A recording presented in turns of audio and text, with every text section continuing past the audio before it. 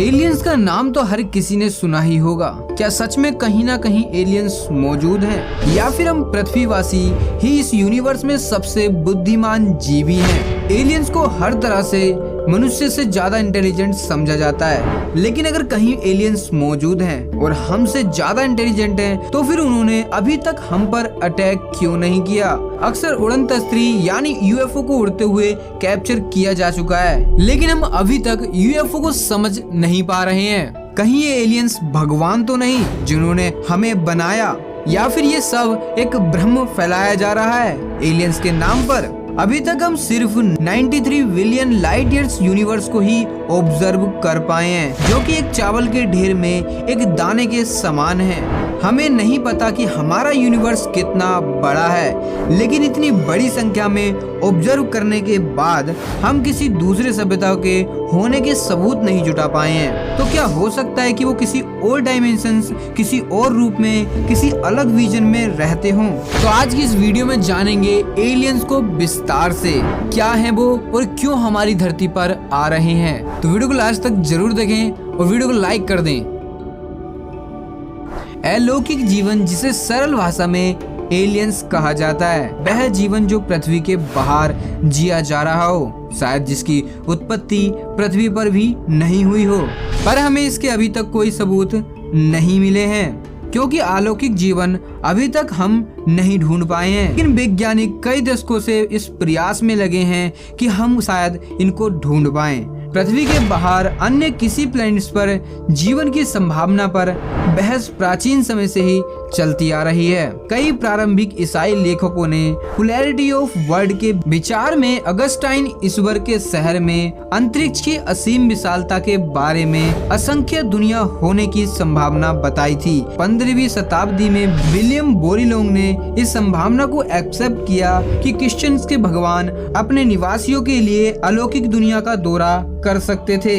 रूसा के निकोलस ने 1440 में लिखा था कि पृथ्वी से अंतरिक्ष में दिखाई देने वाले अन्य खगोलों पिंडों की तरह ही एक ब्रिलियंट स्टार्स मौजूद है। उन्होंने बताया जो कि हमारी सूर्य के समान ही है, जिसके एनवायरनमेंट के बाहर एक परत में उग्र चमक की एक लेयर होती है। कि उन्होंने बताया कि सभी अलौकिक सभ्यता सूर्य सहित आदमी, प्लैनेट्स एंड एनिमल्स का निवास हो सकता है, लेकिन हमारे पास ऐसा कोई भी साधन नहीं है जिससे कि हम उन्हें ढूंढ पाएं। हमारे सौरमंडल में ही पृथ्वी के अलावा कुछ ऐसे प्लैनेट्स जिनका एनवायरनमेंट जीवन के लिए सिद्ध साबित हो सकता है, या फिर कभी वहां पर भी जीवन रहा हो।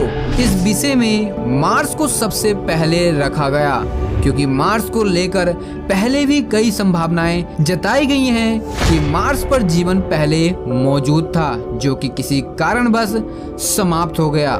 लेकिन जब एलियंस की बात आती है तो लोगों की अपनी अलग अलग अवधारणाएं रहती हैं कि ये जीव हो सकता है कि हमसे अधिक इंटेलिजेंट हों, पर ऐसा होता तो उन लोगों ने अब तक हम पर कब्जा कर लिया होता, या फिर हो सकता है कि वो हमसे ज्यादा इंटेलिजेंट और एडवांस नहीं हो।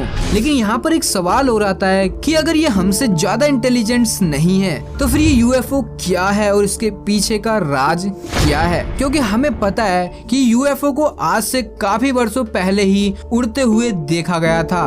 तो अगर दूसरी सभ्यता इतनी एडवांस नहीं है तो फिर इस यूएफओ के पीछे कौन है जो इसे कंट्रोल कर रहा है? अभी तक हम इंसान इतने ज्यादा एडवांस नहीं हुए हैं जो कि हम यूएफओ जैसा कोई ऑब्जेक्ट बना सकें। तो फिर क्या है जो हमें अपनी ओर आकर्षित कर रहा है? आज हमारे पास advance device, cameras, technologies, instruments सब मौजूद हैं, पर ऐसा क्या होता है कि हम यूएफओ को सिर्फ अर्थ पर ही देख पाते हैं, स्पेस में नहीं? क्योंकि स्पेस में हबल जैसे मोस्ट पावरफुल टेलीस्कोप्स, प्रोब्स आदि मौजूद हैं, फिर भी यूएफओ उनकी नजर से कैसे बच जाते हैं, लेकिन अर्थ पर ही उनको क्यों कैप्चर किया जाता है? बड़ी ही आश्चर्यजनक बात है। एलियंस की खोज में हमने अपने सोलर सिस्टम्स के अन्य सभी प्लैनेट्स को खंगाल डाला, पर हमें किसी पर भी जीवन मौजूद होने के सबूत नहीं मिले। और कुछ प्लैनेट्स पर ऐसे हमें सबूत मिले जो कि कुछ इशारा कर रहे थे कि अब से करोड़ों साल पहले वहां पर जीवन था। लेकिन अगर था तो कहाँ गया वो जीवन? ऐसा तो नहीं कि वो बहुत ज्यादा इंटेलिजेंट्स हो गए और उन्होंने समय को भी मात दे दी हो, जिससे कि वो हमेशा के लिए किसी दूसरे आयाम में जाकर रहने लगे हों।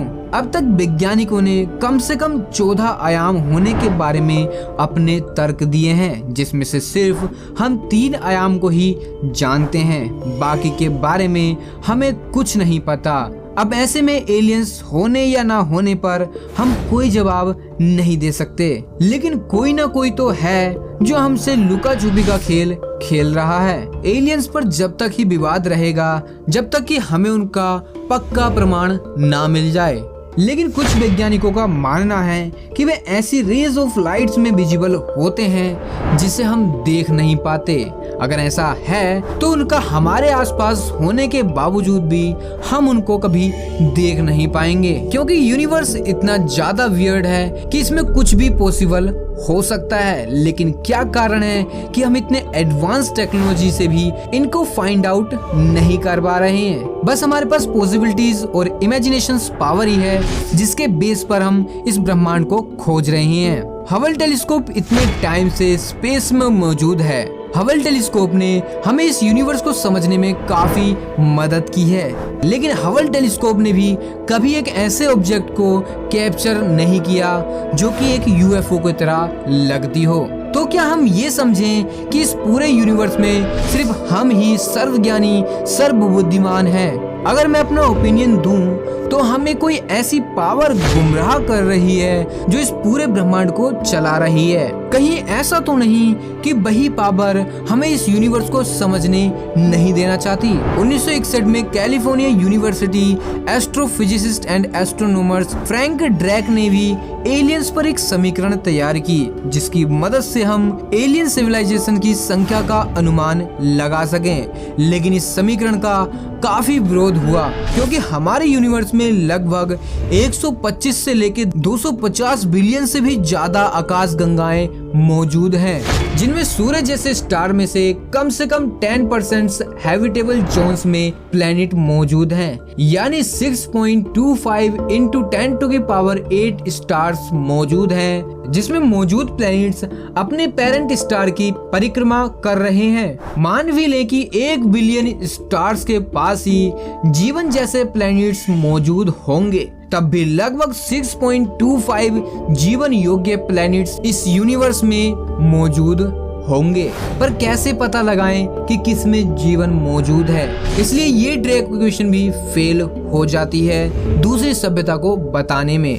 लेकिन ये राज का राज ही रहा कि क्या इस यूनिवर्स में कोई दूसरी सभ्यता यानी एलियंस मौजूद हैं या फिर नहीं, जिस पर आज भी हमारे साइंटिस्ट अपने प्रयास कर रहे हैं कि कभी ना कभी तो हम इन एलियंस यानी दूसरी सभ्यता को ढूंढ पाने में सक्षम होंगे, क्योंकि हमारा यूनिवर्स इतना बड़ा है कि उसमें सिर्फ हम ही हो ऐसा पॉसिबल नहीं है। तो आपको क्या लगता है कि हम कभी इस दूसरी सभ्यता यानी एलियंस को समझ पाएंगे या फिर देख पाएंगे? अपनी राय कमेंट सेक्शन में जरूर दें, और अगर वीडियो पसंद आई तो वीडियो को लाइक एंड शेयर करना ना भूलें। साथ ही अगर चैनल पर नए हो तो चैनल को सब्सक्राइब कर बेल आइकन को प्रेस जरूर कर दें, ताकि आने वाली न्यू वीडियो की नोटिफिकेशन आपको सबसे पहले मिल सके। तो चलिए मिलते हैं, जब तक के लिए be alert, be happy, be curious.